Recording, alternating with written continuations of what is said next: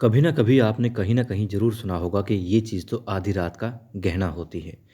और अक्सर मतलब जब हमें ज़रूरत पड़ती है तो हम कहाँ किसे याद करते हैं? अपने सबसे अज़ीज़ दोस्त को या फिर उस सदस्य को हमारे परिवार का हो या फिर कोई भी। मगर वो सदस्य जो किसी भी वक़्त आधी रात के वक़्त भी हमारी एक फ़ोन कॉल पर उठ खड़ा हो या फिर जब हमें जहाँ ज़रूरत हो वहाँ पहुँच जाए।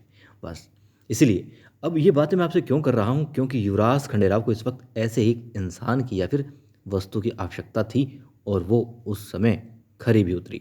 देखिए क्या होता है युवराज खंडेराव के ऊपर जुर्माना लगा दिया गया है और पैसा उनके पास कतई नहीं है। अपनी निजी ज़रूरतों के लिए भी नहीं है तो भला जुर्माना भरने के लिए कहाँ से होगा?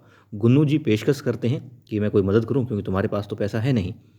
युवराज कहते हैं कि आपने पेशकश की, बहुत अच्छी बात है, मैं खुश हूँ इस बात से, मगर मैं कर लूँगा, चिंता मत कीजिए। और फिर क्या होता है, देवी अहिल्या देखती है कि इंसान आता है महल के अंदर और पूछती हैं कि आप यहाँ इस वक्त कैसे?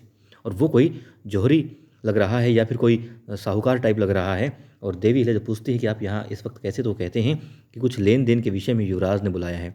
और फिर उसके कुछ वक्त बाद युवराज खंडेराव गंगूबा तात्या के समक्ष अपना जो जुर्माना था उसको भर देते हैं और हस्ताक्षर कर देते हैं खुश होकर के कि हमने हमारा जो जुर्माना था वो अदा कर दिया, अब किसी प्रकार का कोई ऋण नहीं है, कोई जुर्माना बकाया नहीं है। और उसके बाद गंगूबाई तात्या देवी अहिल्या को बताते हैं कि युवराज ने कोई अपनी कीमती चीज़ बेच करके जुर्माना अदा कर दिया।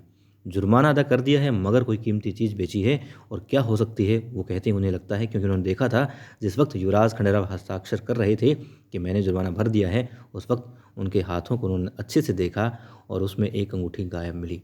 तब वो कहते हैं कि शायद उन्होंने अंगूठी बेच करके अपना जुर्माना अदा किया है। मगर अच्छी बात यहाँ पर यह है कि जो अपने पास था वो बेचा है, ना कि किसी से उधार लिया है।